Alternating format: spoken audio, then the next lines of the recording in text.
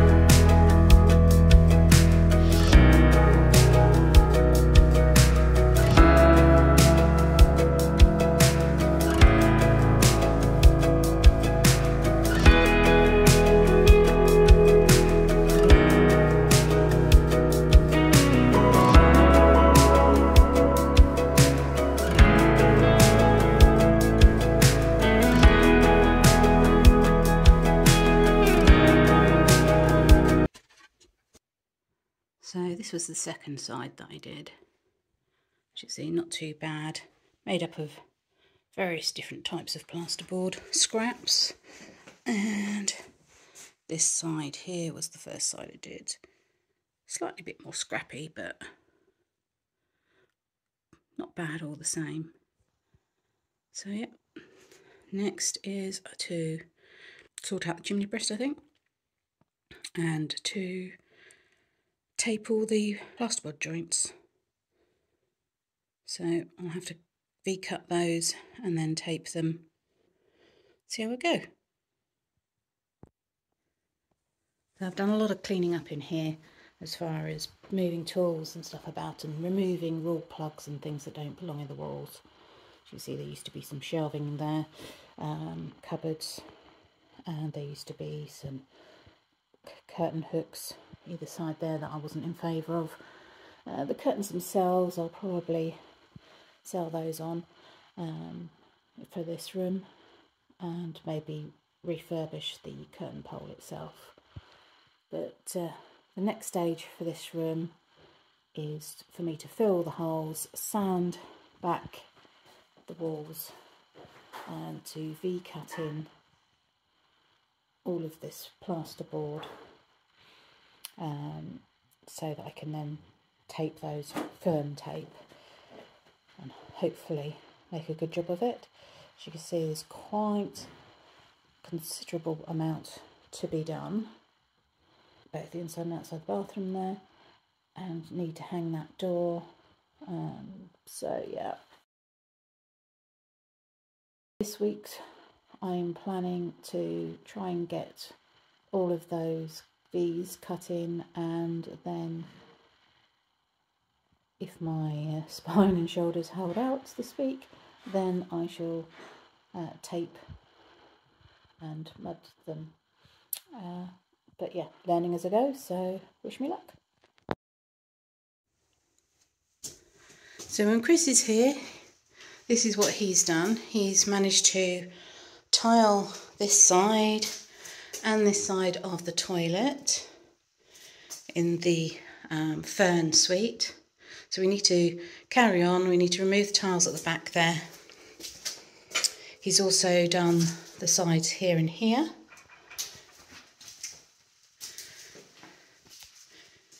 And he has managed to finish off around there. So myself and Matthew did along here, and then Chris has done here, helping me take this shower screen off and then tile behind it and reapply it. So that was great. Massive, massive help. So next for me, somehow plastering behind that beastie there. Just sort of skimming across, sanding the ceilings back and getting those walls prepped. The other things I forgot to mention just now were that Chris helped fit the top part of the shower. Matthew fitted the actual part that came through the wall with the temperature bar on it, and then Chris fitted the top overhead shower part. Now, it is quite a short bar, so it looks like somebody of up to 5'10" in there is going to be okay with a shower, but any taller than that, you'll only be able to use like the free shower head that you can move about. But so I'm going to probably market that room as having a bath with shower for short people, or shorter people. Anybody over 5'10" is going to struggle to get underneath there. Luckily for me, I'll be fine, but people like Matthew and Chris, who are tall, over 6 foot, will struggle with that. So that's why that one will be more of a bathroom, and the oak suite will be the one with the shower cabin. In addition, Chris helped out with a couple of the radiators that were having minor leaks. So we've got a couple of those resolved, and also did a little bit of filling in some of the tiles, so between them, just so we could see what it looked like as a sort of finished product, and it's looking absolutely gorgeous in there, so I'm really, really pleased with that. So this was around sort of mid to end of November that Chris was with me, so I think in the next episode you'll see some of the things that we did away from the DIY renovation. So Armistice Day on the 11th of November, the Sunday, and also some pictures of the horses that were in my meadow. So if you're lucky enough to be here and see those when you're here, those are the lovely horses. So there's a little family. It's a mare, stallion and their baby, so absolutely gorgeous.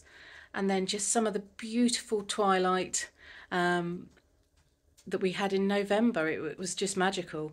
So I will post that next in my next video, but for now, thank you for joining me once more at Cottage Tranquillity. Really appreciate everybody subscribing and joining me on my journey. Thank you.